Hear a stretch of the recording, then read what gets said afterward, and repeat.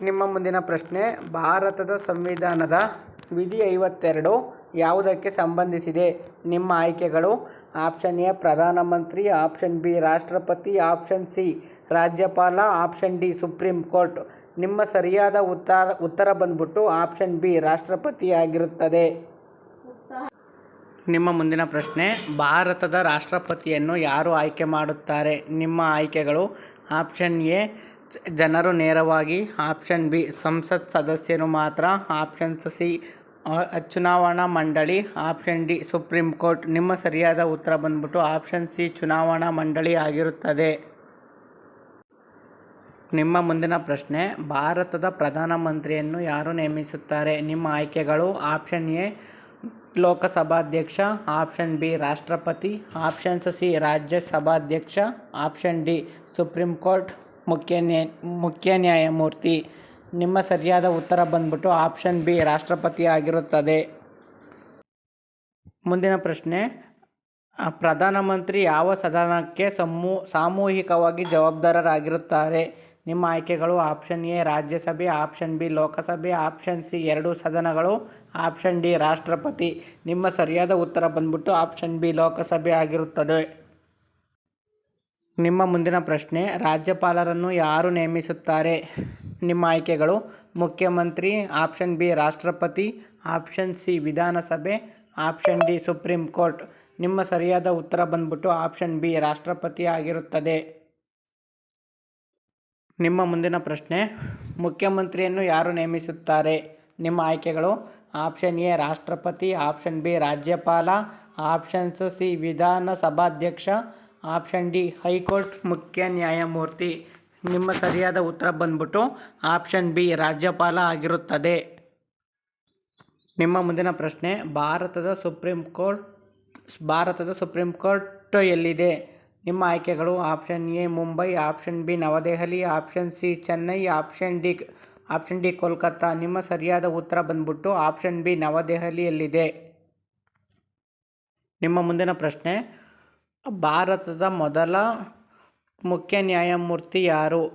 ನಿಮ್ಮ ಆಯ್ಕೆಗಳು: option A M Hidayatullah, option B H J Kania, option C Y V Chandrachud, option D S H Kapadia. ನಿಮ್ಮ ಸರಿಯಾದ ಉತ್ತರ ಬಂದ್ಬಿಟ್ಟು option B H J Kania ಆಗಿರುತ್ತದೆ. ನಿಮ್ಮ ಮುಂದಿನ ಪ್ರಶ್ನೆ, ಹೈಕೋರ್ಟ್ನ ಮುಖ್ಯ ನ್ಯಾಯಮೂರ್ತಿಯನ್ನು ಯಾರು ನೇಮಿಸುತ್ತಾರೆ? ನಿಮ್ಮ ಆಯ್ಕೆಗಳು: ಆಪ್ಷನ್ ಎ ಮುಖ್ಯಮಂತ್ರಿ, ಆಪ್ಷನ್ ಬಿ ರಾಷ್ಟ್ರಪತಿ, ಆಪ್ಷನ್ ಸಿ ರಾಜ್ಯಪಾಲ, ಆಪ್ಷನ್ ಡಿ ಪ್ರಧಾನಮಂತ್ರಿ. ನಿಮ್ಮ ಸರಿಯಾದ ಉತ್ತರ ಬಂದ್ಬಿಟ್ಟು ಆಪ್ಷನ್ ಬಿ ರಾಷ್ಟ್ರಪತಿ ಆಗಿರುತ್ತದೆ. ನಿಮ್ಮ ಮುಂದಿನ ಪ್ರಶ್ನೆ, ಭಾರತದ ಸಂವಿಧಾನ ಯಾವ ದಿನ ಜಾರಿಗೆ ಬಂತು? ನಿಮ್ಮ ಆಯ್ಕೆಗಳು: option A 15 August 1947, option B 26 January 1950, option C 26 November 1949, option D October 2, 1950. ನಿಮ್ಮ ಸರಿಯಾದ ಉತ್ತರ ಬಂದ್ಬಿಟ್ಟು ಆಪ್ಷನ್ ಬಿ ಜನವರಿ 26, 1950 ಆಗಿರುತ್ತದೆ. ನಿಮ್ಮ ಮುಂದಿನ ಪ್ರಶ್ನೆ, ಸಂವಿಧಾನ ಸಭೆಯ ಅಧ್ಯಕ್ಷರು ಯಾರು? ನಿಮ್ಮ ಆಯ್ಕೆಗಳು: option A Jawaharlal Nehru, option B doctor Rajendra Prasad, option C doctor B R Ambedkar, option D Sardar Patel. ನಿಮ್ಮ ಸರಿಯಾದ ಉತ್ತರ ಬಂದ್ಬಿಟ್ಟು ಆಪ್ಷನ್ ಬಿ ರಾಜೇಂದ್ರ ಪ್ರಸಾದ್ ಆಗಿರುತ್ತದೆ. ನಿಮ್ಮ ಮುಂದಿನ ಪ್ರಶ್ನೆ, ಕರಡು ಸಮಿತಿಯ ಅಧ್ಯಕ್ಷರು ಯಾರು? ನಿಮ್ಮ ಆಯ್ಕೆಗಳು: option A Rajendra Prasad, option B doctor B R Ambedkar, option C Jawaharlal Nehru, option D Sardar Vallabhbhai Patel. ನಿಮ್ಮ ಸರಿಯಾದ ಉತ್ತರ ಬಂದ್ಬಿಟ್ಟು option B doctor B R Ambedkar ಆಗಿರುತ್ತದೆ. ನಿಮ್ಮ ಮುಂದಿನ ಪ್ರಶ್ನೆ, ಮೂಲಭೂತ ಹಕ್ಕುಗಳು ಯಾವ ಭಾಗದಲ್ಲಿವೆ? ನಿಮ್ಮ ಆಯ್ಕೆಗಳು: ಆಪ್ಷನ್ ಎ ಭಾಗ 2, ಆಪ್ಷನ್ ಬಿ ಭಾಗ 3, ಆಪ್ಷನ್ ಸಿ ಭಾಗ 4, ಆಪ್ಷನ್ ಡಿ ಭಾಗ 5. ನಿಮ್ಮ ಸರಿಯಾದ ಉತ್ತರ ಬಂದ್ಬಿಟ್ಟು ಆಪ್ಷನ್ ಬಿ ಭಾಗ 3 ಆಗಿರುತ್ತದೆ. ನಿಮ್ಮ ಮುಂದಿನ ಪ್ರಶ್ನೆ, ರಾಜ್ಯ ನಿರ್ದೇಶಕ ತತ್ವಗಳು ಯಾವ ಭಾಗದಲ್ಲಿವೆ? ನಿಮ್ಮ ಆಯ್ಕೆಗಳು: ಆಪ್ಷನ್ ಎ ಭಾಗ 3, ಆಪ್ಷನ್ ಬಿ ಭಾಗ 4, ಆಪ್ಷನ್ ಸಿ ಭಾಗ 5, ಆಪ್ಷನ್ ಡಿ ಭಾಗ 6. ನಿಮ್ಮ ಸರಿಯಾದ ಉತ್ತರ ಬಂದ್ಬಿಟ್ಟು ಆಪ್ಷನ್ ಬಿ ಭಾಗ 4 ಆಗಿರುತ್ತದೆ. ನಿಮ್ಮ ಮುಂದಿನ ಪ್ರಶ್ನೆ, ಮೂಲಭೂತ ಕರ್ತವ್ಯಗಳನ್ನು ಯಾವ ತಿದ್ದುಪಡಿಯಿಂದ ಸೇರಿಸಲಾಯಿತು? ನಿಮ್ಮ ಆಯ್ಕೆಗಳು: ಆಪ್ಷನ್ ಎ 24ನೇ ತಿದ್ದುಪಡಿ, ಆಪ್ಷನ್ ಬಿ 42ನೇ ತಿದ್ದುಪಡಿ, ಆಪ್ಷನ್ ಸಿ 44ನೇ ತಿದ್ದುಪಡಿ, ಆಪ್ಷನ್ ಡಿ 52ನೇ ತಿದ್ದುಪಡಿ. ನಿಮ್ಮ ಸರಿಯಾದ ಉತ್ತರ ಬಂದ್ಬಿಟ್ಟು ಆಪ್ಷನ್ ಬಿ 42ನೇ ತಿದ್ದುಪಡಿ ಆಗಿರುತ್ತದೆ. ನಿಮ್ಮ ಮುಂದಿನ ಪ್ರಶ್ನೆ, ಲೋಕಸಭೆಯ ಸದಸ್ಯರ ಗರಿಷ್ಠ ಸಂಖ್ಯೆ ಎಷ್ಟು? ನಿಮ್ಮ ಆಯ್ಕೆಗಳು: ಆಪ್ಷನ್ ಎ ಬಂದ್ಬಿಟ್ಟು 545, ಆಪ್ಷನ್ ಬಿ ಬಂದ್ಬಿಟ್ಟು 552, ಆಪ್ಷನ್ ಸಿ ಬಂದ್ಬಿಟ್ಟು 560, ಆಪ್ಷನ್ ಡಿ ಬಂದ್ಬಿಟ್ಟು 500. ನಿಮ್ಮ ಸರಿಯಾದ ಉತ್ತರ ಬಂದ್ಬಿಟ್ಟು ಆಪ್ಷನ್ ಬಿ 552 ಆಗಿರುತ್ತದೆ. ನಿಮ್ಮ ಮುಂದಿನ ಪ್ರಶ್ನೆ, ಹಣಕಾಸು ಮಸೂದೆ ಮೊದಲು ಯಾವ ಸದನದಲ್ಲಿ ಮಂಡನೆಯಾಗುತ್ತದೆ? ನಿಮ್ಮ ಆಯ್ಕೆಗಳು: ಆಪ್ಷನ್ ಎ ರಾಜ್ಯಸಭೆ, ಆಪ್ಷನ್ ಬಿ ಲೋಕಸಭೆ, ಆಪ್ಷನ್ ಸಿ 2 ಸದನಗಳು, ಆಪ್ಷನ್ ಡಿ ಸುಪ್ರೀಂ ಕೋರ್ಟ್. ನಿಮ್ಮ ಸರಿಯಾದ ಉತ್ತರ ಬಂದ್ಬಿಟ್ಟು ಆಪ್ಷನ್ ಬಿ ಲೋಕಸಭೆ ಆಗಿರುತ್ತದೆ. ನಿಮ್ಮ ಮುಂದಿನ ಪ್ರಶ್ನೆ, ಭಾರತದ ಅಟಾರ್ನಿ ಜನರಲ್ ಅವರನ್ನು ಯಾರು ನೇಮಿಸುತ್ತಾರೆ? ನಿಮ್ಮ ಆಯ್ಕೆಗಳು: ಆಪ್ಷನ್ ಎ ಪ್ರಧಾನಮಂತ್ರಿ, ಆಪ್ಷನ್ ಬಿ ರಾಷ್ಟ್ರಪತಿ, option C Supreme Court, option D ಲೋಕಸಭಾಧ್ಯಕ್ಷ. ನಿಮ್ಮ ಸರಿಯಾದ ಉತ್ತರ ಬಂದ್ಬಿಟ್ಟು ಆಪ್ಷನ್ ಬಿ ರಾಷ್ಟ್ರಪತಿ ಆಗಿರುತ್ತದೆ. ನಿಮ್ಮ ಮುಂದಿನ ಪ್ರಶ್ನೆ, ಚುನಾವಣಾ ಆಯೋಗವು ಯಾವ ರೀತಿಯ ಸಂಸ್ಥೆ? ನಿಮ್ಮ ಆಯ್ಕೆಗಳು: ಆಪ್ಷನ್ ಎ ಶಾಸಕಾಂಗ, ಆಪ್ಷನ್ ಬಿ ಸ್ವತಂತ್ರ ಸಾಂವಿಧಾನಿಕ ಸಂಸ್ಥೆ, ಆಪ್ಷನ್ ಸಿ ನ್ಯಾಯಾಂಗ, ಆಪ್ಷನ್ ಡಿ ಖಾಸಗಿ ಸಂಸ್ಥೆ. ನಿಮ್ಮ ಸರಿಯಾದ ಉತ್ತರ ಬಂದ್ಬಿಟ್ಟು ಆಪ್ಷನ್ ಬಿ ಸ್ವತಂತ್ರ ಸಾಂವಿಧಾನಿಕ ಸಂಸ್ಥೆ ಆಗಿರುತ್ತದೆ. ನಿಮ್ಮ ಮುಂದಿನ ಪ್ರಶ್ನೆ, ವಿಧಿ 32ನ್ನು ಯಾವ ಹೆಸರಿನಿಂದ ಕರೆಯುತ್ತಾರೆ? ಆಪ್ಷನ್ ಎ ಸಮಾನತೆ ಹಕ್ಕು, ಆಪ್ಷನ್ ಬಿ ಸಾಂವಿಧಾನಿಕ ಹೃದಯ ಮತ್ತು ಆತ್ಮ, ಆಪ್ಷನ್ ಸಿ ಸ್ವಾತಂತ್ರ್ಯ ಹಕ್ಕು, ಆಪ್ಷನ್ ಡಿ ಶಿಕ್ಷಣ ಹಕ್ಕು. ನಿಮ್ಮ ಸರಿಯಾದ ಉತ್ತರ ಬಂದ್ಬಿಟ್ಟು ಆಪ್ಷನ್ ಬಿ ಸಂವಿಧಾನದ ಹೃದಯ ಮತ್ತು ಆತ್ಮ ಎಂದು ಕರೆಯುತ್ತಾರೆ. ನಿಮ್ಮ ಮುಂದಿನ ಪ್ರಶ್ನೆ, ಶಿಕ್ಷಣದ ಹಕ್ಕು ಯಾವ ವಿಧಿಯಲ್ಲಿದೆ?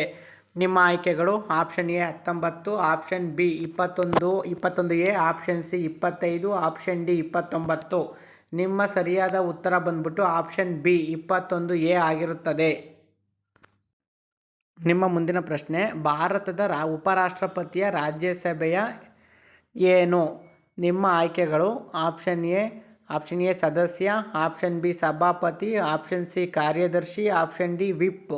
ನಿಮ್ಮ ಸರಿಯಾದ ಉತ್ತರ ಬಂದ್ಬಿಟ್ಟು ಆಪ್ಷನ್ ಬಿ ಸಭಾಪತಿ ಆಗಿರುತ್ತದೆ. ನಿಮ್ಮ ಮುಂದಿನ ಪ್ರಶ್ನೆ, ರಾಜ್ಯ ವಿಧಾನಸಭೆಯ ಸಭಾಧ್ಯಕ್ಷರನ್ನು ಯಾರು ಆಯ್ಕೆ ಮಾಡುತ್ತಾರೆ? ನಿಮ್ಮ ಆಯ್ಕೆಗಳು: ಆಪ್ಷನ್ ಎ ರಾಜ್ಯಪಾಲ, ಆಪ್ಷನ್ ಬಿ ಸದಸ್ಯರು, ಆಪ್ಷನ್ಸ್ ಸಿ ಮುಖ್ಯಮಂತ್ರಿ, ಆಪ್ಷನ್ ಡಿ ರಾಷ್ಟ್ರಪತಿ. ನಿಮ್ಮ ಸರಿಯಾದ ಉತ್ತರ ಬಂದ್ಬಿಟ್ಟು ಆಪ್ಷನ್ ಬಿ ಸದಸ್ಯರು ನೇಮಿಸುತ್ತಾರೆ. ಫ್ರೆಂಡ್ಸ್, ಈ ಕ್ವಶನ್ನ ಜಾಸ್ತಿ ಸಲ ಕೇಳಿದರೆ ಈ ಕ್ವಶನ್ನ ನೀವು ನೋಟ್ ಮಾಡ್ಕೊಳ್ಳಿ.